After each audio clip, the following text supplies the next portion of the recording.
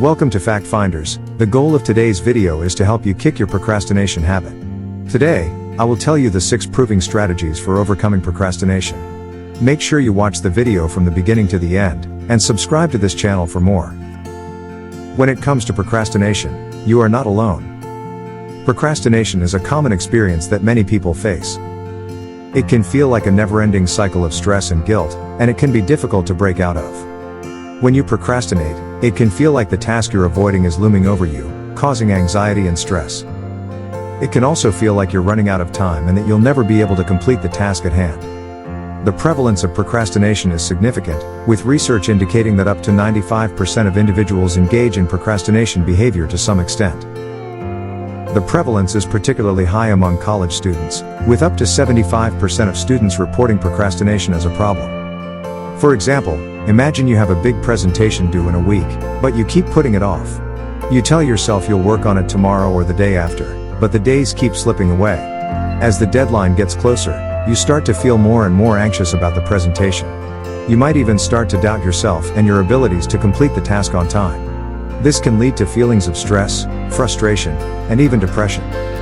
Procrastination can also happen in everyday situations.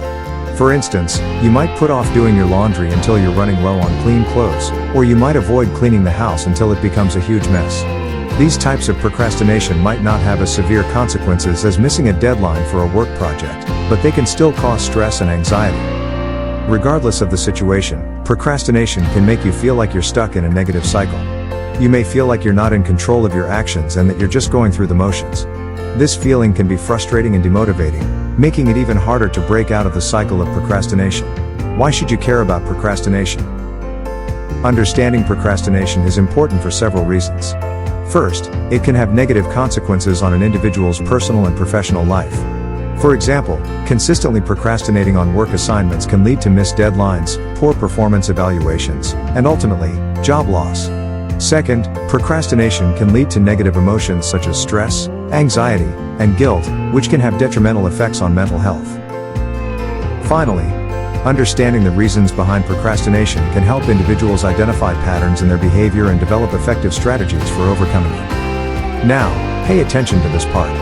According to the psychology of procrastination, the amygdala is a part of the brain responsible for processing emotions and identifying potential threats. When we face a daunting task, the amygdala can trigger a fear response, releasing hormones that can overpower our prefrontal cortex, which typically helps us regulate emotions and think long-term. As a result, we tend to choose less stressful tasks instead of tackling the source of our anxiety, leading to procrastination. Also, you need to understand that procrastination can be driven by negative emotions like anxiety, fear, and even shame. When we perceive a task as too difficult or overwhelming, we may feel anxious or fearful, leading to procrastination. Additionally, when we fail to complete a task, we may experience feelings of shame, which can lead to further procrastination as we try to avoid those negative emotions. Another important factor to take now is perfectionism, which is a tendency to set unrealistically high standards for oneself and others, leading to a fear of failure and a reluctance to start tasks. People with perfectionistic tendencies may avoid starting a task because they fear not being able to complete it perfectly, leading to procrastination. Additionally, perfectionism can lead to a tendency to overthink and overplan, which can also contribute to procrastination. Now it is time to know what type of procrastinator are you. Are you the perfectionist, the dreamer, the worrier, or the crisis maker? The perfectionist. This type of procrastinator is obsessed with details and often spends too much time on tasks that could be done more efficiently. They have high standards and fear making mistakes, which can lead to procrastination when faced with a task that they feel is too challenging or may not meet their expectations. The perfectionist may also struggle with prioritizing tasks and tend to procrastinate on less important tasks. The dreamer. This type of procrastinator has big ideas and ambitions but struggles with taking action to turn those dreams into reality. They often get lost in daydreams or planning but never actually start working on their goals. The dreamer may also struggle with feeling overwhelmed or unsure of where to start, which can lead to procrastination. The worrier. This type of procrastinator is often anxious and worried about the outcome of a task, which can cause them to delay starting it. They may also struggle with decision-making and second-guessing themselves, leading to procrastination. The worrier may also struggle with managing their time effectively and tend to put off tasks until the last minute, causing unnecessary stress. The crisis maker. This type of procrastinator thrives under pressure and often waits until the last minute to complete a task, believing that the pressure will help them perform better. However, this approach can often lead to lower quality work, missed deadlines, and unnecessary stress. The crisis maker may also struggle with prioritizing tasks and tend to focus on less important tasks, putting off the more important ones until the last minute. Now the solutions. Here are the proving strategies for overcoming procrastination. Number 1. Breaking tasks into smaller parts. Instead of trying to tackle a daunting task all at once, break it down into smaller, more manageable parts. This can help to reduce the sense of overwhelm and make the task feel more achievable. For example, instead of trying to write an entire report in one sitting, break it down into sections and work on each section individually. Number 2.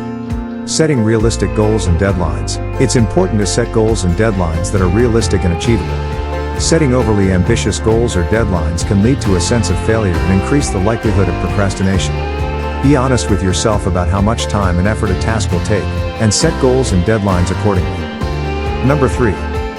Prioritizing tasks based on importance. When faced with multiple tasks, it's important to prioritize them based on their importance. This can help to ensure that the most important tasks are completed first, reducing the risk of negative consequences. Consider using a task prioritization tool, such as the Eisenhower matrix, to help prioritize tasks. Number 4. Eliminating distractions. Distractions can make it easy to procrastinate, so it's important to eliminate them as much as possible. This could involve turning off notifications on your phone, finding a quiet workspace, or using a website blocker to prevent access to distracting websites. 5. Cultivating self-compassion and forgiveness. It's important to be kind to yourself when struggling with procrastination. Rather than beating yourself up for procrastinating, practice self-compassion and forgiveness. Recognize that procrastination is a common struggle and that you are not alone in facing it. 6. The Pomodoro technique is a time management method developed by Francesco Cirillo in the late 1980s. It is a simple technique that involves breaking work into 25-minute intervals, separated by short breaks. This technique can be a useful tool in preventing and reducing procrastination. Here's how to use the Pomodoro technique to overcome procrastination. Set a timer for 25 minutes. The first step is to set a timer for 25 minutes, which is the length of each Pomodoro session.